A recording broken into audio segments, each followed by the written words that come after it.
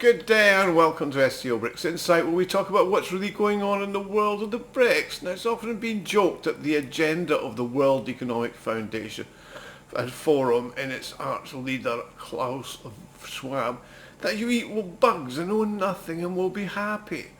Well, the eating bugs part is coming true. A recent law in the European Union was passed that allows for the use of mealworms as a food product has been implemented. Advocates of this new development argue that mealworms are beneficial to the environment, nutritious and should be consumed in small amounts. How small they don't actually say. However, opponents of this practice point out that consumption of insects has never been a common dietary habit in Europe. Okay, it does happen in Asia though. I mean, it's important to consider who stands to benefit from the introduction of this new food source and the reasons behind it. I mean, the question of whether to consume mealworms is a complex one. Since 20th of January, the EU has permitted the sale of mealworm flour, and since the 10th of February, the use of ultraviolet treated flour made from whole Tenebrio molitor larvae as a food product. Now, the Latin name refers to the large mealworm, whose larvae are commonly known as mealworms. In essence, the new law concerns the mealworm flour, which is said to be made safer through ultraviolet treatment. This is said to benefit consumers. I can't see exactly why, but never mind. Let me explain further.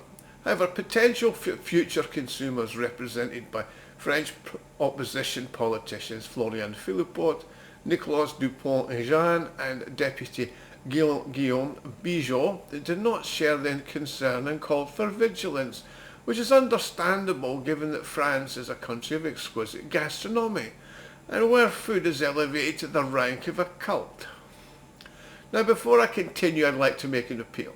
If you like and enjoy my videos, you can help me fund the channel and my website scobricksinsight.com to further develop it. You can do this by making a small donation, which you can do by clicking on the thanks button at the bottom of the video screen. Everybody who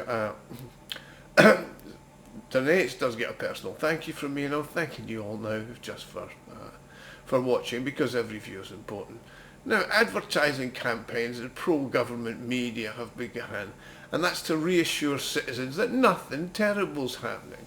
Now remember, they did say that about the COVID vaccines, so believe it if you like. They say the new ingredient has been thoroughly tested and approved, yeah, just like they said about COVID vaccines, and in general it's used as just the beginning, and it's not as food yet.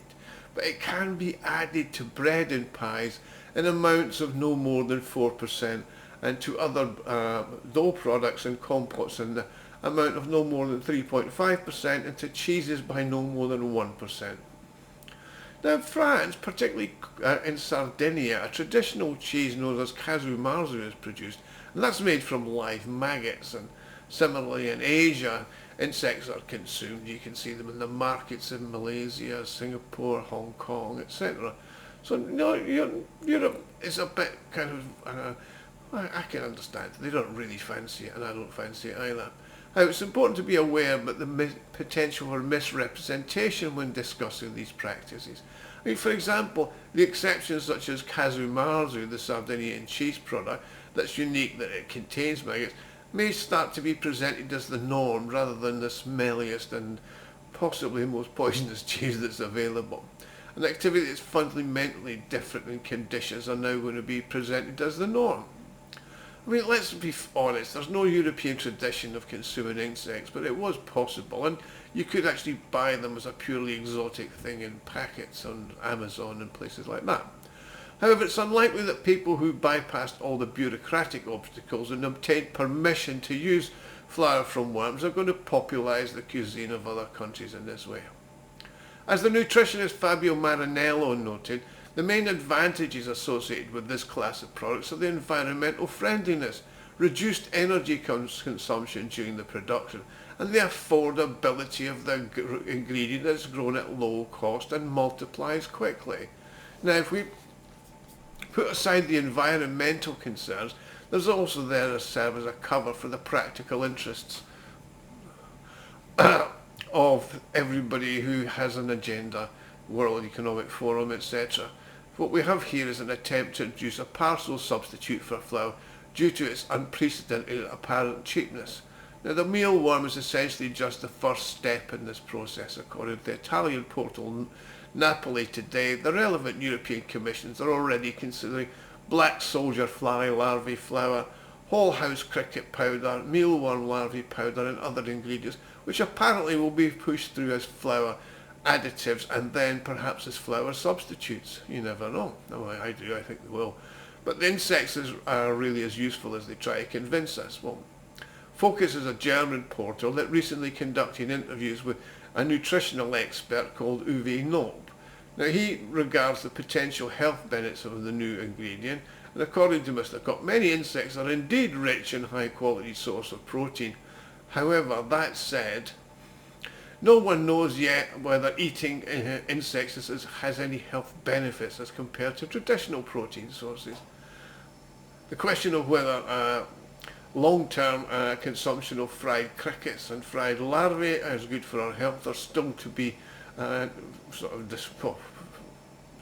researched and studied. According to Knob, the consumption of insect meal may cause allergic reactions in people who have existing sensitivities to crustaceans, dust mites, or in some cases mollusks.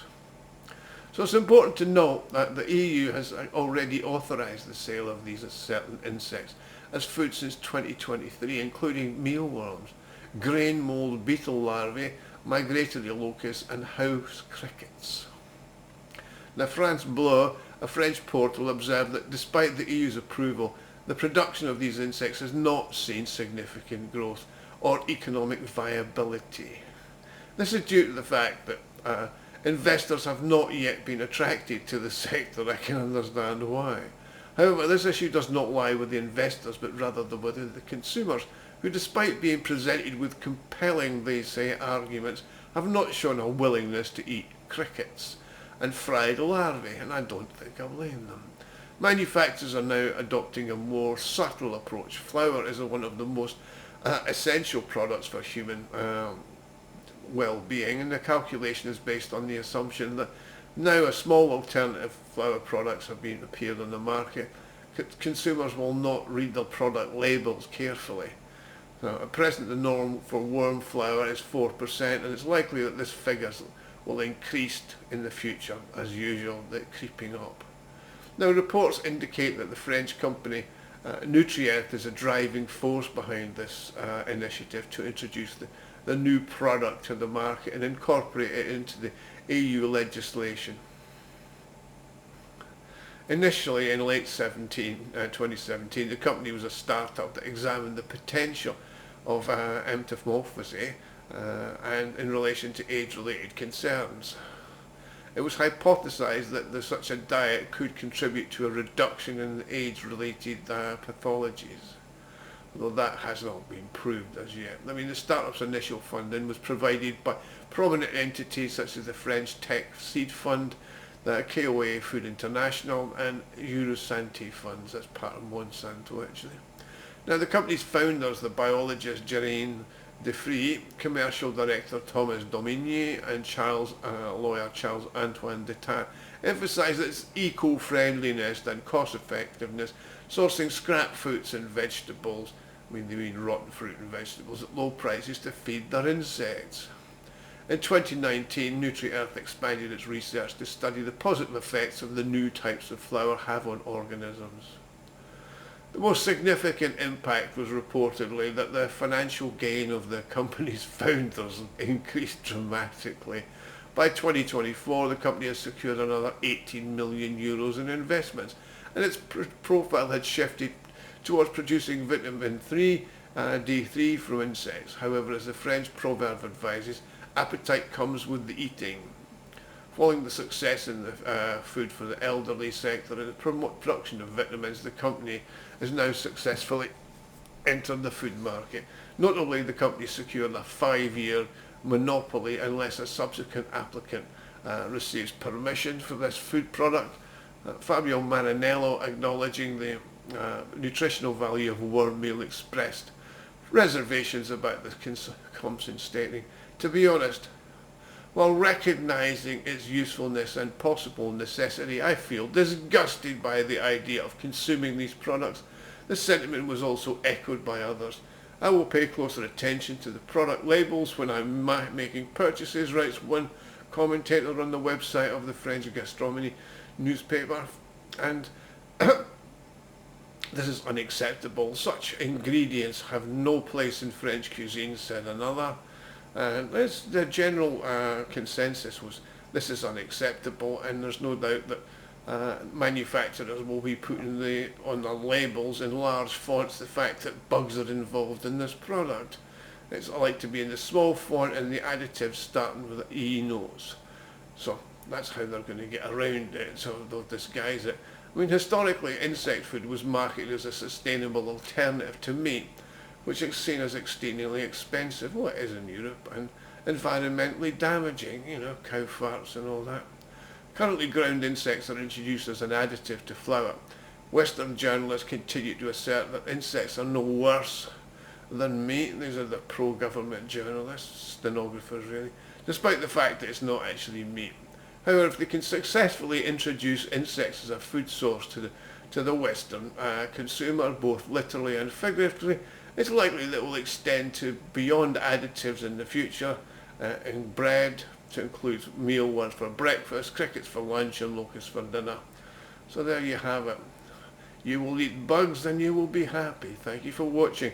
Please like and subscribe, and if you want to help me out, please click on the thanks button at the bottom of the video screen, and I'll see you all again soon. Thank you.